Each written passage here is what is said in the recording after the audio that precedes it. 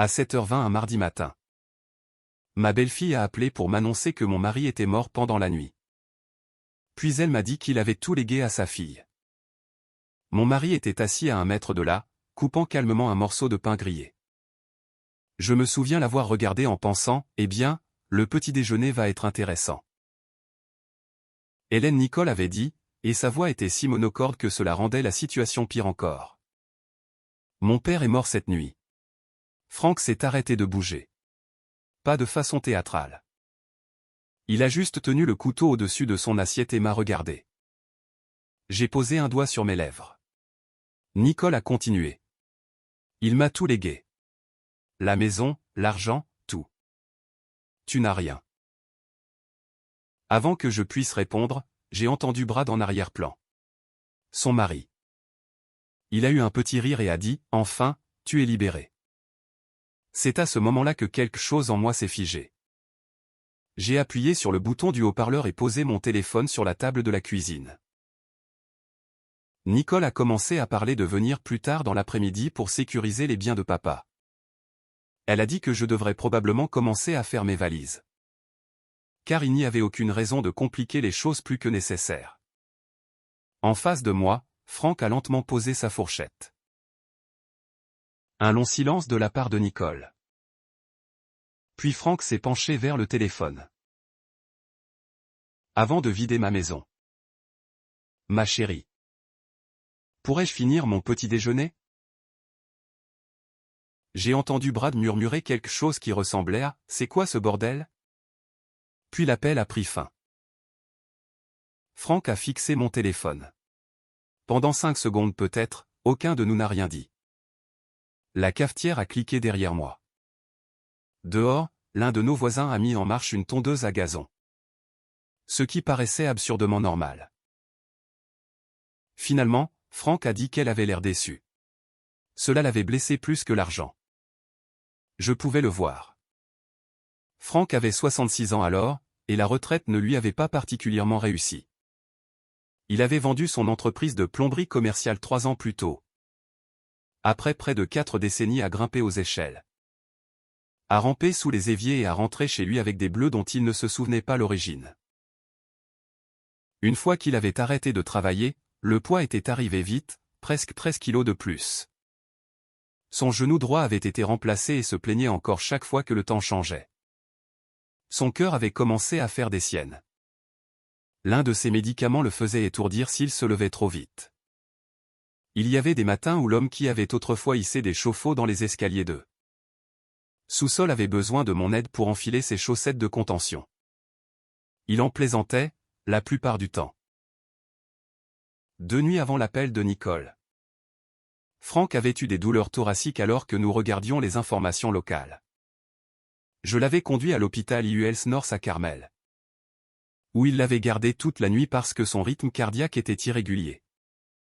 Il était rentré chez lui lundi après-midi, fatigué. Agacé et convaincu que la bouillie d'avoine de l'hôpital avait été conçue comme une punition. Cela aurait dû être la fin de l'histoire. Mais plus tard. Nous avons appris que notre voisin Tom avait laissé un message vocal à Nicole après avoir vu l'ambulance. Votre père a eu une autre alerte, avait-il dit. Hélène l'a ramené. Ça n'a pas l'air bon. Nicole avait appelé l'hôpital cette nuit-là. Elle n'était pas enregistrée comme le représentant médical de Franck. Alors personne ne lui avait donné beaucoup d'informations. Le lendemain matin, Franck avait déjà reçu son apparat de sortie. Apparemment, elle avait appelé son ancienne chambre et on lui avait dit qu'il n'y était plus. Ce qu'elle n'avait pas fait, c'était appeler moi et demander à son père. D'accord. Elle était passée directement à « Papa est mort », puis directement à l'héritage. Cette partie-là me dérangeait. Franck a repoussé son assiette. Comment sait-elle ce que dit mon testament? J'avais déjà une réponse que je ne voulais pas lui donner. 3 semaines plus tôt. J'étais entré dans le bureau à domicile de Franck et j'avais trouvé Nicole accroupie à côté du tiroir inférieur du classement. Elle s'était levée trop vite. Oh, et qu'est-ce que tu cherches? Les vieux papiers d'assurance de papa. Elle avait souri comme si de rien n'était. J'avais laissé passer. Pendant 14 ans, j'avais travaillé très dur pour ne pas devenir la seconde épouse soupçonneuse. La première femme de Frank, Suzanne, était décédée d'un cancer de l'ovaire bien avant qu'il ne me rencontre.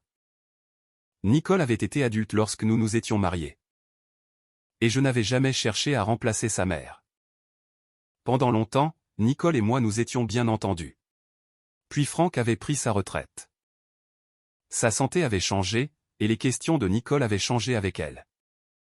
Combien papa a-t-il touché en vendant l'entreprise? A-t-il vendu cet entrepôt? Au nom de qui est la maison maintenant? Frank avait toujours une explication. Elle est juste curieuse. Elle s'inquiète pour moi. C'est ma fille. Alors, j'avais arrêté d'insister. Ce matin-là, j'aurais aimé ne pas l'avoir fait. À 8h03, le téléphone portable de Frank a sonné. Son avocat, Martin Keller. Frank a répondu « Bonjour, Martin ». Il y a eu une pause. Puis le visage de Frank a changé. Non. Je suis assis dans ma cuisine. Autre pause.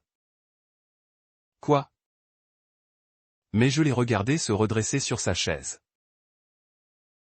Martin avait reçu un appel ce matin-là de quelqu'un prétendant que Frank était mort. Pire encore. Cette personne avait mentionné la date d'un testament que Frank avait signé 12 ans plus tôt. Avant de m'épouser. En vertu de ce vieux testament, Nicole avait réellement hérité de presque tout. Quand Frank a raccroché, il a regardé vers le couloir où se trouvait son bureau, puis vers moi. Elle ne pleurait pas ma mort. Je n'ai pas répondu. Il a avalé sa salive. Elle m'attendait. Martin voulait que nous soyons dans son bureau immédiatement. Le bureau de Martin Keller était près de Keystone at the Crossing. À environ 20 minutes de notre maison. Si la circulation coopérait, je conduisais. Cela comptait plus pour Frank qu'il ne voulait l'admettre. Pour la plus grande partie de notre mariage, il avait conduit partout, road trips, dîners. Rendez-vous chez le médecin, même les 3 blocs jusqu'au CVS alors que j'aurais pu y aller à pied. Il aimait être au volant.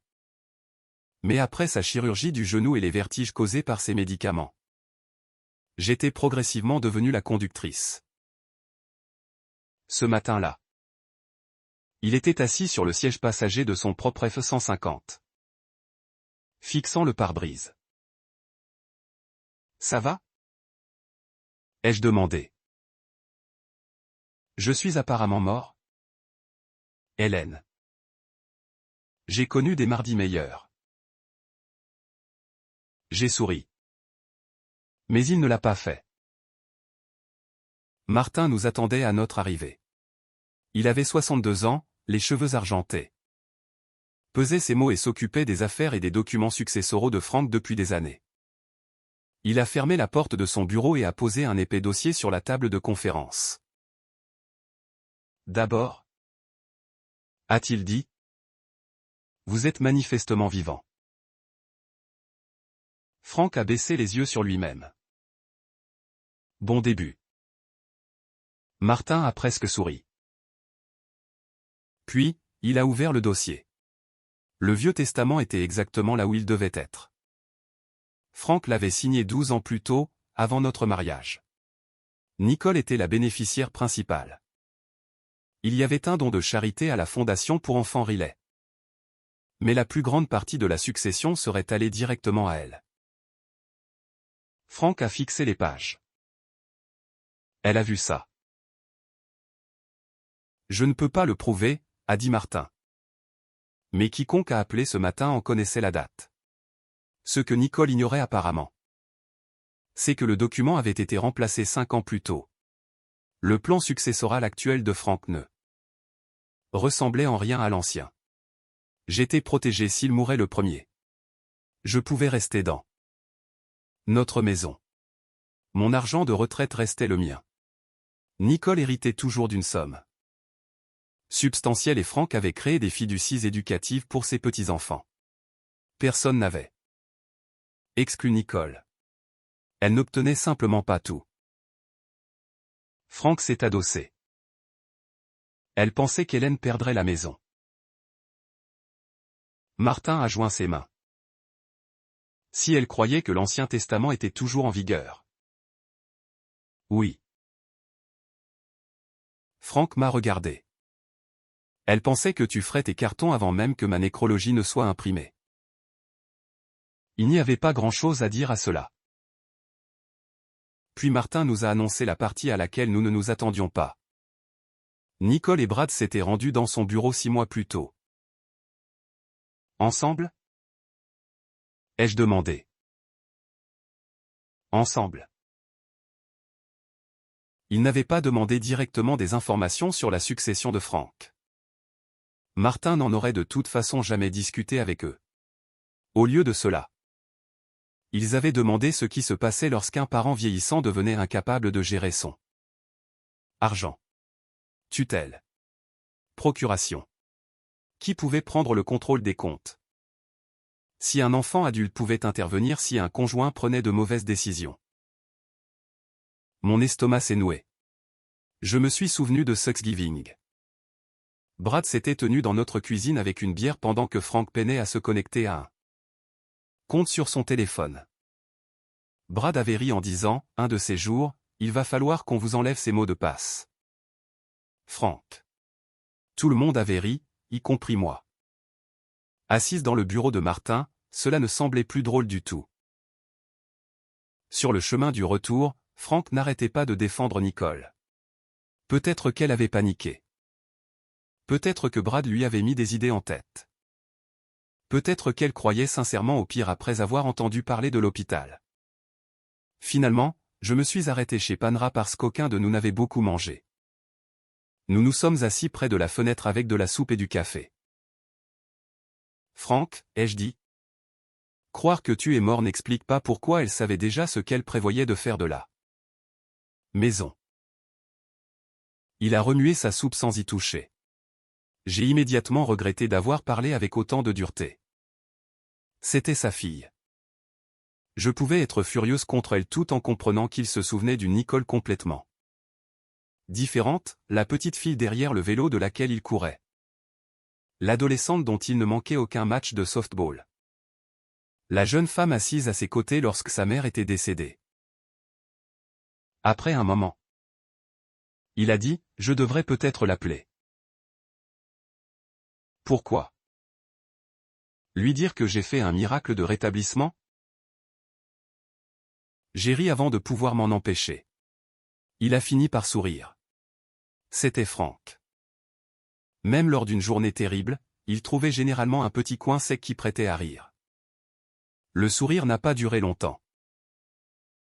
Nicole et Brad sont arrivés chez nous vers 16 heures. Nicole est entrée par la porte en pleurant. Elle a pris Franck dans ses bras. Oh mon Dieu, papa. Je suis tellement désolé. L'hôpital ne voulait rien me dire. Je pensais que tu étais parti. Franck est resté raide dans ses bras. Tu aurais pu appeler Hélène. Nicole a reculé. Je ne réfléchissais pas. Brad a sauté sur l'occasion. On a eu peur. J'ai failli demander quelle partie l'avait assez effrayé pour rire à l'idée de me jeter dehors. Mais j'ai gardé ma langue. Puis la conversation a dérivé, lentement au début. Brad a mentionné la conduite de Franck. Nicole a évoqué la facture d'électricité en double que Franck avait payée plusieurs mois auparavant. Puis ses médicaments, puis le moment où il avait oublié un rendez-vous. Finalement, Nicole a dit, « Papa, on s'inquiète pour toi. » L'expression de Franck s'est durcie. À propos de moi ou de mon argent? Ne fais pas ça. Je pose la question. Nicole m'a regardé. C'est exactement ce que je veux dire. Depuis qu'Hélène a commencé à tout gérer. J'ai géré les choses parce que ton père a eu une chirurgie du genou. Tu contrôles qui lui parle. J'ai réellement ri. Je suis juste là. Nicole? Et lui aussi. Elle m'a ignoré. Nous avons parlé à un avocat. Reniflement. Frank s'est tu. À propos de quoi? Nicole a pris une inspiration. La tutelle. Le mot a changé l'atmosphère de la pièce. Frank l'a fixé. Tu veux qu'un juge décide si je peux gérer ma propre vie? Ce n'est pas comme ça. Ça a exactement l'air de ça. Nicole a tendu la main vers lui. Papa. J'ai déjà perdu maman. Je ne vais pas rester planté là pendant que quelqu'un d'autre contrôle tout. Ce que tu as bâti. Voilà. 14 ans de ressentiment compressés en une seule phrase. Il ne s'agissait pas seulement d'argent. Une partie de Nicole voyait toujours en moi la femme qui avait pris une place appartenant à sa mère. Peut-être que la peur de perdre Frank s'était transformée en peur de perdre ce qu'il possédait. Je ne pouvais plus faire la différence. Ils sont partis 20 minutes plus tard. Le lendemain matin, quelqu'un a frappé à notre porte d'entrée. Un huissier de justice se tenait sur le porche. Frank a relu la première page 2 fois avant de s'asseoir à la table de la cuisine. Nicole avait déposé une requête. Il s'est frotté le visage des 2 mains. Elle veut vraiment qu'un tribunal dise que je ne peux pas prendre soin de moi. Je me suis assise à côté de lui. La veille, Nicole avait essayé d'hériter d'un homme mort. Maintenant, elle essayait de prendre le contrôle d'un homme vivant. Et cette fois, elle avait de la paperasse. Rachel Donnelly ne perdait pas de temps à essayer de nous faire sentir mieux. C'était l'une des raisons pour lesquelles je l'aimais bien. C'était une avocate spécialisée dans le droit des personnes âgées à Indianapolis. Probablement au début de la cinquantaine. Avec des lunettes de lecture suspendues à une fine chaîne autour du cou et ce genre de voix calme. Qui donnait envie d'écouter. Elle a lu la requête de Nicole pendant que Frank et moi étions assis en face d'elle. Puis elle a fermé le dossier. Ne rejetez pas cela d'un revers de la main sous prétexte que c'est insultant. A-t-elle dit. Nous le prenons au sérieux. Répondez-y soigneusement et documentez tout. Frank a bougé sur sa chaise. Je ne suis pas incompétent. Je n'ai pas dit que vous l'étiez. Ma fille l'a fait. Rachel a hoché la tête. Et maintenant, nous allons montrer au tribunal pourquoi elle a tort. Le problème était que Nicole n'avait pas truffé sa requête de mensonges évidents. Cela aurait été plus facile. Elle avait utilisé des faits. Frank avait récemment été hospitalisé pour un rythme cardiaque irrégulier. Il avait subi une chirurgie du genou. Ses médicaments avaient changé plusieurs fois. Il avait oublié un rendez-vous en cardiologie l'hiver précédent. Il y avait aussi le petit accident au CVS. Frank avait reculé son camion dans un abri de chariot de supermarché. Personne n'avait été blessé. Le camion avait une égratignure. Sur le coup, nous en avions ri. Nicole avait qualifié cela de preuve d'un jugement déclinant. Puis il y avait la facture d'électricité en double. Frank l'avait payée en ligne, avait oublié, et l'avait payée à nouveau 2 jours plus tard. À 40 ans, cela aurait été qualifié d'erreur. À 66 ans, apparemment, cela avait sa place dans un dossier de tribunal. Au cours des semaines suivantes, Rachel nous a fait rassembler des dossiers médicaux. Des relevés de compte et tout ce qui documentait la façon dont Frank vivait réellement. Le pire pour lui a été l'évaluation cognitive. Je me suis assise à proximité pendant qu'un clinicien lui posait des questions qui auraient semblé presque insultantes en toute autre circonstance. Quel jour sommes-nous? Où sommes-nous? Retenez ces mots. Faites cette soustraction. Expliquez. Comment vous payez vos factures ménagères? Frank a répondu prudemment. Il s'en est bien sorti. Lorsque nous sommes retournés au parking, je m'attendais à ce qu'il soit soulagé. Au lieu de cela, il s'est tenu à côté du camion, la main sur la portière, à fixer le bitume. Qu'y a-t-il? ai-je demandé. Il a secoué la tête. Quand j'avais 45 ans, oublier le nom de quelqu'un signifiait que j'étais fatigué. J'ai attendu. À 66 ans. Quelqu'un l'écrit sur un presse-papier. C'est là que j'ai compris ce que Nicole lui avait réellement volé. Ce n'était pas de l'argent. Pas encore. Elle l'avait rendu complexé à l'idée d'être vieux. Chaque parade, chaque mot de passe oublié. Chaque fois qu'il me demandait de conduire devenait quelque chose dont il se demandait si les autres le remarquaient, et je n'ai pas été épargné non plus. La requête de Nicole suggérait que j'avais isolé Franck et l'avais influencé pour qu'il change son plan successoral. Un jeudi après-midi chez Crochet, j'ai vu la sœur de Suzanne près du rayon des fruits et légumes. Elle m'a repéré. Puis elle s'est soudainement montrée très intéressée par une autre allée. Quelques jours plus tard, une femme de l'église m'a demandé doucement. « Comment va Franck mentalement ?»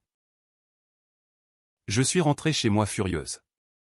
Franck était assis dans son fauteuil inclinable, à regarder un match rediffusé des Colts d'Indianapolis. J'ai eu envie de lui raconter ce qui s'était passé. Je ne l'ai pas fait. Il avait déjà bien assez de poids sur les épaules. Puis Rachel a trouvé l'argent. Ironiquement, elle l'a trouvé parce que Nicole avait affirmé que les finances de Franck devenaient désorganisées. Rachel a passé au peigne fin plusieurs années d'activité de compte. Les premiers transferts discutables avaient commencé autour de la chirurgie du genou de Franck. À l'époque, il pouvait à peine descendre les escaliers. Il prenait des analgésiques. Allait en kinésithérapie et dépendait de tout le monde plus qu'il ne l'aurait voulu. Il avait donné à Nicole un accès temporaire pour l'aider avec les factures. Je m'en souvenais. À l'époque, cela semblait tout à fait raisonnable. Rachel a étalé plusieurs pages sur son bureau. Il y a environ 187 000 $ ici qui m'interpellent. Franck a cligné des yeux. Quoi? Certains transferts étaient simples, des paiements. De l'argent qui avait fini par atterrir sur des comptes reliés à l'entreprise de construction de Brad. Environ 175 000 $ pouvaient être suivis avec une confiance raisonnable. Environ 12 000 autres s'étaient déplacés par des retraits en espèces et des transactions beaucoup plus difficiles à expliquer. J'ai pointé cela du doigt. Alors? Qu'advient-il de cette partie? Rachel m'a regardé. Nous ne pourrons peut-être jamais prouver exactement où chaque dollar est allé. Mais savoir et prouver ne sont pas toujours la même chose. Je détestais cette phrase. Franck a à peine parlé. 4 ans plus tôt, il avait imprudemment prêté 85 000 $ à Nicole et Brad lorsque l'entreprise de Brad battait de l'aile. Ce prêt n'avait pas été un secret. Franck avait même plaisanté en disant qu'il devenait la banque de la famille. Mais c'était différent. Je ne leur ai jamais donné 100 000 $ de plus, a-t-il dit. Rachel a tapoté un document. Alors nous devons parler de ceci. Elle l'a tourné vers lui. Il y avait la signature de Franck au bas de la page. Je l'ai regardé. Il m'a regardé. Est-ce la tienne? A demandé Rachel. Franck a pris le papier. Son visage a changé. Oui. Pas d'hésitation, pas d'accusation de faux. C'est ma signature. Le document avait été signé peu de temps après sa chirurgie du genou. Il donnait à Nicole une autorité limitée pour gérer certaines affaires financières pendant qu'il récupérait. Franck a relu le document, puis une troisième fois. Et si je lui avais dit qu'elle pouvait aider Brad? A-t-il demandé. J'ai senti mon estomac se nouer. L'as-tu fait? Il m'a regardé. Je ne sais pas. Cette réponse l'a terrifié. Je l'ai vu immédiatement. Une signature falsifiée aurait été simple. Quelqu'un d'autre aurait été le méchant et Franck aurait été la victime. Mais cette signature était bien réelle. Ce soir-là, il a à peine mangé son dîner. Vers 21h, je l'ai trouvé assis au bord du lit de la chambre d'amis. Il tenait une vieille photo dans sa main, Nicole, à environ 9 ans, une dent de lait en moins. Assise sur les épaules de Frank à l'exposition de l'État de l'Indiana. Elle pensait que je pouvais tout réparer. A-t-il dit. Je me suis assise à côté de lui. Après un moment, il a dit, peut-être qu'elle se souvient de quelque chose que j'oublie. J'ai eu envie de lui dire que c'était absolument faux. Je ne le pouvais pas. Je n'avais pas assisté à toutes les conversations entre eux. Et pour la première fois depuis le début de cette histoire, je me suis demandé si nous avions tort sur une partie de l'affaire. Le lendemain soir, Rachel a appelé. J'ai répondu dans la cuisine. Hélène. J'ai fini d'examiner cette autorisation. Ma main s'est resserrée autour du téléphone. Nicole avait bien de l'autorité. J'ai fermé les yeux. Puis Rachel a ajouté, mais pas pour ce qu'elle a fait. Rachel nous a demandé de venir le lendemain matin. Elle avait étalé l'autorisation sur sa table de conférence avec des onglets jaunes collés sur les bords. La signature est authentique. A-t-elle dit. Et Nicole avait bel et bien la permission d'agir en votre nom pendant votre convalescence. Frank a hoché la tête. Nous avons établi cela. Mais la permission a des limites. Rachel a fait glisser le document vers lui. Nicole était autorisée à payer les factures médicales de Frank, à gérer les dépenses du ménage, à déplacer de l'argent entre ses propres comptes et à s'occuper de certaines transactions pour son bien pendant qu'il se remettait de sa chirurgie. Rachel a tapoté un paragraphe. Ce que je ne vois pas, c'est la permission de financer l'entreprise de Brad.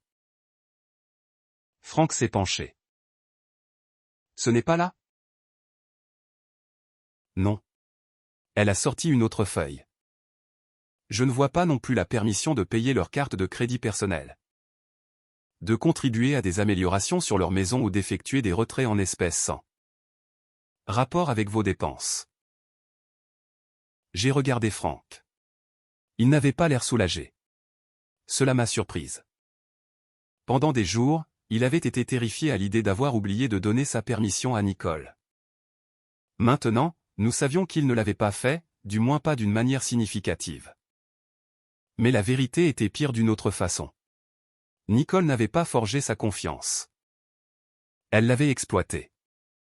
Frank avait tendu une clé à sa fille parce qu'il ne pouvait pas se déplacer après son opération. Et elle s'était discrètement mise à ouvrir des portes qu'il n'avait jamais eu l'intention de lui laisser toucher. Sur le chemin du retour, il n'a presque rien dit. Ce soir-là, les choses ont fini par éclater entre nous. Il était debout au comptoir de la cuisine, en train de parcourir d'anciens relevés. Lorsqu'il a lâché. Peut-être que je lui ai quand même dit qu'elle pouvait aider Brad une ou deux fois. Frank. Je dis peut-être. Nous avons la papeterie. Cela ne veut pas dire que nous nous souvenons de chaque conversation. J'ai posé le torchon. Qu'est-ce que tu veux que je te dise? Je veux que quelqu'un me dise ce qui s'est réellement passé. Je te dis ce que je sais. Il s'est tourné vers moi. Tout le monde me dit ce que je sais. Nicole dit que je ne m'en souviens pas. Les avocats me demandent ce que je m'en rappelle. Les médecins testent ma mémoire. Sa voix a monté d'un ton. Et maintenant, tu fais pareil. Cela a piqué. Je suis la seule personne qui ne le fait pas. Il s'est arrêté. J'aurais pu lui dire exactement ce qu'il voulait entendre. J'aurais pu dire, tu ne lui as absolument jamais donné la permission. Mais je n'en savais rien. Et après 14 ans de mariage, je n'allais pas le réconforter avec un mensonge. Il est monté à l'étage. Je suis resté dans la cuisine à laver la même tasse de café 2 fois avant de réaliser ce que je faisais. Nous avons à peine parlé le reste de la soirée. 2 jours plus tard, Rachel a appelé avec du nouveau. Au cours de l'échange de pièces, son bureau avait reçu des messages textes plus anciens entre Nicole et Brad. L'un d'eux expliquait beaucoup de choses. Brad avait écrit: « Ton père ne portera pas ça sur la place publique. Il préfère avaler la perte plutôt que de dire à tout le monde que sa propre fille a pris de l'argent. » La réponse de Nicole avait été plus courte: « Il me pardonne toujours. » Frank a lu ces mots dans le bureau de Rachel. Puis il les a relus. J'ai vu quelque chose changer sur son visage. Pas de la colère, exactement, de la reconnaissance. Pendant des années, chaque fois que Nicole se mettait dans le pétrin, Frank l'avait aidée. Quand elle avait accumulé des dettes de carte de crédit dans sa vingtaine, il l'avait aidée. Quand elle avait eu besoin d'argent après son divorce d'avec son premier mari, il l'avait aidée. Quand l'entreprise de Brad avait failli couler, Frank leur avait prêté 85 000 $. Nicole et Brad n'avaient pas nécessairement cru que leur trace était parfaite. Ils croyaient que cela n'avait aucune importance. Frank n'allait jamais embarrasser sa fille publiquement. Il avalerait la perte, préserverait la paix familiale, protégerait Nicole des conséquences. Frank a reposé le papier sur le bureau de Rachel. C'est là qu'ils se sont trompés. C'était la première fois depuis l'arrivée de la requête qu'il retrouvait son aplomb. Pourtant, regagner sa confiance exigeait plus qu'une seule bonne phrase. Frank avait cessé d'aller à son petit déjeuner du jeudi avec les hommes avec qui il travaillait. Autrefois, il prétendait qu'il n'avait pas faim. Je savais ce qu'il en était. Il pensait que tout le monde avait entendu parler de l'affaire de tutelle. Un jeudi matin, j'ai posé ses chaussures à côté de son fauteuil inclinable. Habille-toi. Il a levé les yeux par-dessus ses lunettes de lecture. Pourquoi? On va chez Bob Evans. Je n'ai pas faim. Bon. Leurs portions sont trop grandes de toute façon. Il m'a fixé. Fait-il partie de ma rééducation? Oui. Les biscuits et l'exposition publique. Cela a arraché un rire. Alors, nous y sommes allés. Et vous savez ce qui s'est passé? Rien. Personne n'a demandé à Frank en quelle année nous étions. Personne n'a testé sa mémoire. Son ancien contremaître s'est plaint des impôts fonciers. Un autre type s'est disputé au sujet des colts. Quelqu'un a passé 10 minutes à expliquer pourquoi ces nouvelles prothèses auditives ruinaient prétendument sa vie. Frank est resté assis là à boire du mauvais café et à être traité comme un homme de 66 ans tout à fait ordinaire. Cela lui a fait plus de bien que je ne l'aurais pensé. Après cela, il a pris une décision concernant sa succession. Et non une décision motivée par la colère. Nicole n'a pas été totalement déshéritée. Les fiducies éducatives des petits-enfants sont restées intactes sous la tutelle d'un administrateur indépendant. Je suis resté protégé dans la maison. Nicole n'aurait plus jamais d'autorité sur les finances de Frank. Et toute part éventuelle dont elle hériterait tiendrait compte de l'argent dont il était prouvé qu'il avait été indûment prélevé. Brad n'a rien reçu. Mes petits-enfants n'ont pas fait ça, a dit Frank. C'était tout. Puis l'avocat de Nicole a fait parvenir une proposition de règlement à Rachel. Nicole retirerait sa requête en tutelle si Frank me retirait de certains rôles financiers. Nommer Nicole pour gérer ses affaires et accepter de ne pas poursuivre les transferts contestés. Rachel a fini de lire et a levé les yeux de l'autre côté de la table. Eh bien, a-t-elle dit, cela dissipe tout mystère restant. Frank a carrément ri. L'audience de tutelle avait été fixée au centre gouvernemental et judiciaire du comté de Hamilton à Noblesville. La veille au soir, Frank avait préparé un nouveau blazer. Le lendemain matin, ses lancements étaient raides, alors je l'ai aidé pour une manchette. Il avait l'air gêné. Je n'ai rien dit. Elle pense que vieillir m'a rendu facile. A-t-il dit. Qu'est-ce que tu vas y faire? Franck a attrapé sa canne. Me montrer. Et c'était exactement ce à quoi Nicole ne s'attendait pas.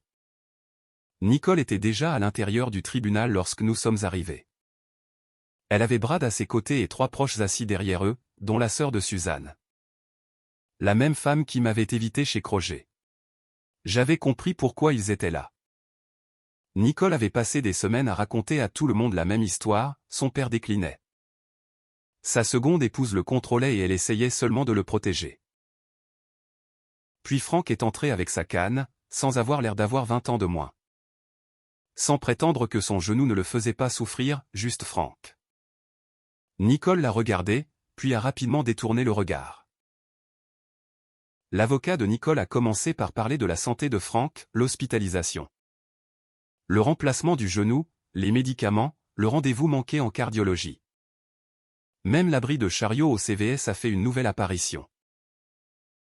Franck a répondu sans essayer de paraître parfait. Oui, j'ai oublié le rendez-vous. Oui, Hélène conduit plus que moi. Oui. Parfois je rentre dans une pièce et j'oublie pourquoi j'y suis allé. L'avocat de Nicole a jeté un œil vers le juge. Franck a ajouté. Mes genoux sont mauvais. Mon oui n'est plus ce qu'elle était. Rien de tout cela ne signifie que ma fille m'appartient.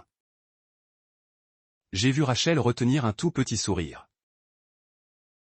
Puis est arrivé le document que je redoutais. L'avocat de Nicole a produit l'autorisation financière. Il a guidé Franck à travers celle-ci avec précaution.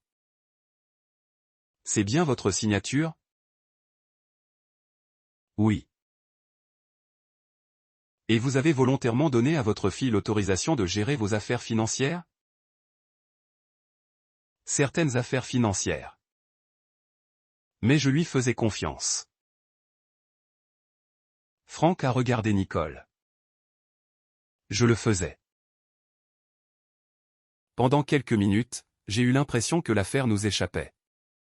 Le papier était authentique. Franck l'avait signé. Personne ne pouvait changer cela. Puis Rachel s'est levée. Elle n'a pas contesté un seul mot. Oui, a-t-elle dit. Monsieur Mercé faisait confiance à sa fille. Elle a demandé à Nicole si l'autorisation lui permettait de payer les frais médicaux de Franck. Nicole a dit oui. Les factures de ménage. Oui. Déplacer des fonds entre les comptes de Franck pour son bien. Oui. Puis Rachel a changé de direction. Où cela vous autorise-t-il à transférer son argent dans l'entreprise de votre mari? Nicole a hésité. Cela me donnait l'autorité financière. Ce n'était pas ma question. Silence. Rachel a interrogé sur les paiements en faveur de la carte de crédit de Nicole et Brad. Puis sur l'argent lié à des améliorations sur leur maison. Puis sur les retraits qui n'avaient aucun rapport avec les soins médicaux de Franck ou les dépenses du ménage. L'avocat de Nicole a objecté à certaines parties de ces questions et le juge a maintenu Rachel concentrée. Cela rendait en fait toute l'affaire encore plus sérieuse. Pas de discours théâtraux, juste des chiffres et des documents. Rachel n'a pas non plus prétendu que nous pouvions prouver chaque dollar.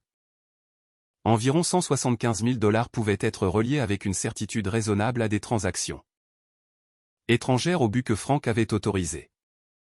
Environ 12 000 autres s'étaient déplacés par des retraits en espèces et d'autres activités trop troubles pour être épinglés proprement. J'étais heureuse qu'elle admette que la vérité n'était pas parfaite. Elle n'avait pas besoin de l'être. Puis Franck a décrit l'appel téléphonique. Il a raconté au juge exactement ce qu'il avait entendu Nicole dire ce mardi matin-là. Mon père est mort cette nuit. Il a tout légué à moi. Tu n'as rien. Nicole a secoué la tête. J'étais confuse. Je pensais qu'il était mort.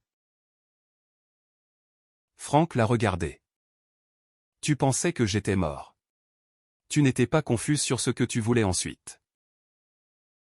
C'était le premier moment où Nicole a commencé à perdre son sang-froid. Elle a insisté sur le fait que Brad avait géré un grand nombre des transactions. Brad s'est tourné vers elle. Tu savais ce qu'on faisait. Je savais ce que tu m'avais dit. Tu as dit que ton père ne remarquerait pas la moitié de tout ça. Le visage de Nicole a changé. Tais-toi. Brad. Personne n'avait besoin d'expliquer ce qui venait de se passer. Même Brad a semblé réaliser ce qu'il disait environ 2 secondes trop tard. Le juge a demandé le calme. Après cela, l'atmosphère dans la pièce était différente. Vers la fin, Frank a été autorisé à s'exprimer sur ses souhaits et sur sa relation avec Nicole. Il a posé ses 2 mains sur la poignée de sa canne. « Tu as pensé que j'étais faible parce que je vieillissais ?» a-t-il dit. Nicole s'est mise à pleurer. Frank n'a pas élevé la voix. « Je sais que je suis plus lent. Hélène conduit quand je ne me sens pas stable. Elle m'aide pour des choses que je faisais seul autrefois. Parfois. J'oublie des noms. Parfois, mon genou me fait si mal que je ne veux pas quitter la maison. » Il s'est arrêté. Avoir besoin de l'aide de ma femme ne fait pas de moi la propriété de ma fille. Nicole a essuyé son visage. Frank a baissé les yeux une seconde avant de continuer. L'argent a fait mal. Ces papiers de justice ont fait mal. Mais ce n'était pas le pire. Il l'a regardé droit dans les yeux. Le pire a été d'entendre à quel point tu avais l'air heureuse quand tu croyais que j'étais mort. Personne n'a bougé. J'avais été en colère contre Nicole pendant des semaines. En cet instant, je ne l'étais plus. J'éprouvais juste une immense tristesse pour Frank. La requête en tutelle a échoué. Il n'y a pas eu d'arrestation digne d'un film par la suite. Personne n'a menotté Brad à l'extérieur du tribunal. Rachel a expliqué que l'argent contesté était une autre affaire. L'affaire de la tutelle est terminée, nous a-t-elle dit. L'argent, non. C'était bien assez. À l'extérieur du palais de justice, Nicole m'a rattrapé. Frank et Rachel étaient plusieurs pas devant nous. Tu l'as tourné contre moi, a dit Nicole. Je l'ai regardé. Il y avait une centaine de choses cruelles que j'aurais pu dire. Je n'en avais besoin d'aucune. Nicole? Ton père était assis à côté de moi quand tu as célébré sa mort. Je n'avais pas besoin de le monter. Contre qui que ce soit. Elle a ouvert la bouche. Puis l'a fermée. Frank a franchi les portes derrière nous. S'appuyant un peu plus lourdement sur sa canne que ce matin-là. Je suis allé vers lui. Ça va? Il a expiré, fatigué. Puis il a jeté un coup d'œil en arrière vers le tribunal. Pour un homme mort, je trouve que je m'en suis plutôt bien sorti. J'ai ri. Lui aussi. Et après des semaines de médecins, d'avocats, d'accusations et de gens décidant de ce que Frank pouvait ou ne pouvait pas faire.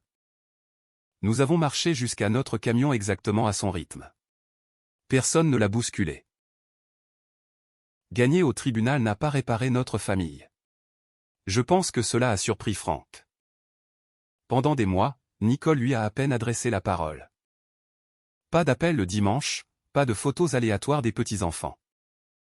À la fête de l'Action de grâce, elle a envoyé un texto de 2 lignes au lieu de venir. Frank a fait semblant de s'en moquer.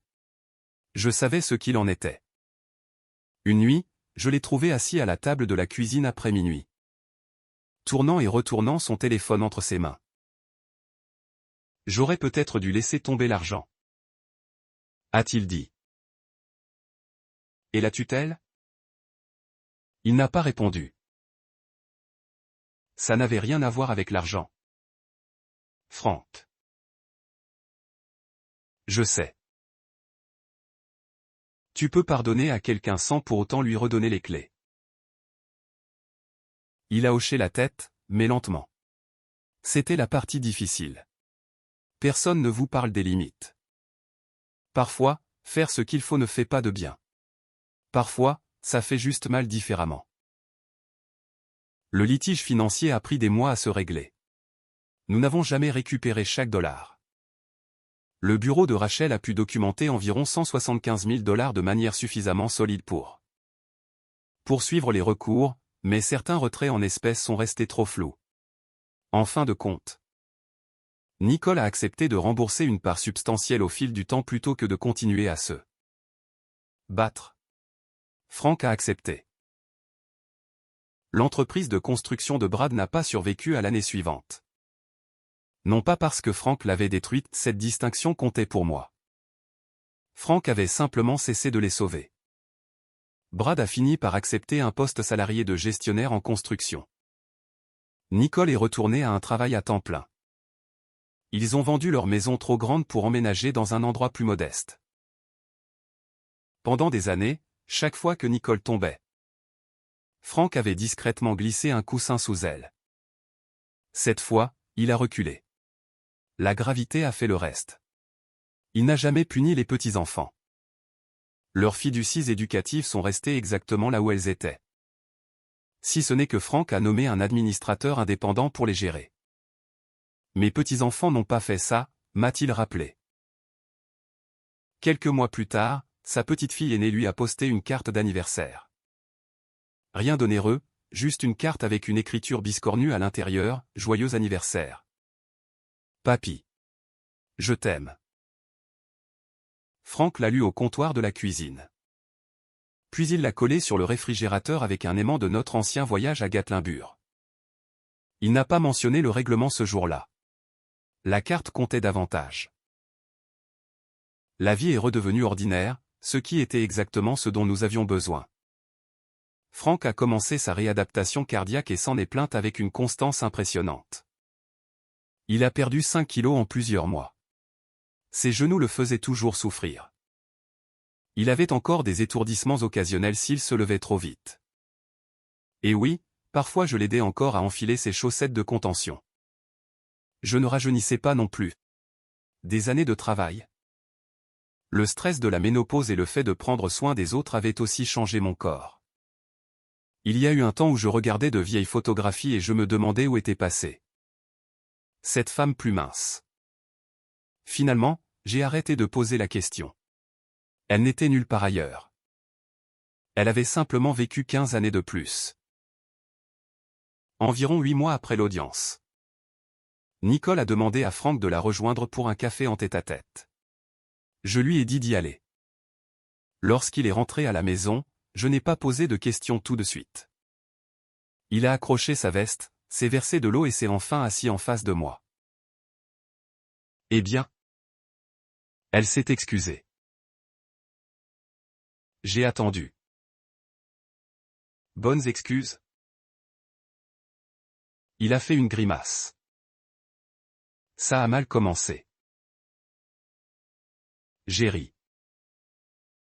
Nicole avait d'abord rejeté la faute sur Brad, puis sur la dette, le stress. Sa peur après avoir perdu sa mère, son ressentiment envers moi. Mais finalement, elle avait dit quelque chose d'honnête. J'ai commencé à considérer ce que tu avais comme quelque chose qui m'appartenait déjà. Frank lui a raconté qu'il était resté assis un moment avant de répondre. Puis il avait dit, tu as commencé à mériter avant que je ne sois parti. C'était la phrase que Nicole avait finalement semblé comprendre. Frank ne lui a pas redonné l'accès à ses comptes. Elle n'est pas devenue sa procuration. Il n'y a pas eu de câlin dramatique et de promesse que tout serait comme avant. C'était impossible. Mais ils ont recommencé à se parler, prudemment. Parfois. Le pardon est une porte que l'on entr'ouvre de 15 cm au lieu de la lancer grande. Ouverte. C'était suffisant. Un samedi matin, des mois plus tard, Frank et moi étions assis à la même table de cuisine où tout ce désordre avait commencé. Son pilulier était à côté du coquetier. Je buvais du café. Frank beurrait son pain grillé. Puis mon téléphone a sonné. Nous l'avons regardé tous les deux. Frank a pointé son couteau à beurre vers moi, répond. Pourquoi? La dernière fois qu'on a eu un appel avant le petit déjeuner. J'ai découvert que j'étais mort. J'ai souri. Techniquement. J'ai répondu à cet appel là aussi. Il y a réfléchi, puis a hoché la tête. Tu vois. La mémoire est toujours bonne. J'ai ri si fort que j'ai failli renverser mon café. Et curieusement. Ce matin ordinaire ressemblait plus à une victoire que ne l'avait jamais fait le palais de justice. Nous étions plus âgés, plus lents, un peu plus lourds, un peu plus prudents en descendant les escaliers. Mais nous étions toujours là, prenant toujours nos propres décisions, assis à notre propre table. Vieillir peut vous ôter un peu de vitesse. Cela peut changer votre corps et ébranler votre assurance. Mais cela ne donne à personne, pas même à la famille, le droit de s'emparer de votre dignité en même temps. Si vous avez déjà eu quelqu'un avec qui poser des limites tout en l'aimant encore, alors vous savez probablement pourquoi c'était plus difficile qu'il n'y paraissait. Parfois, se protéger et aimer quelqu'un doivent coexister. Merci d'avoir écouté.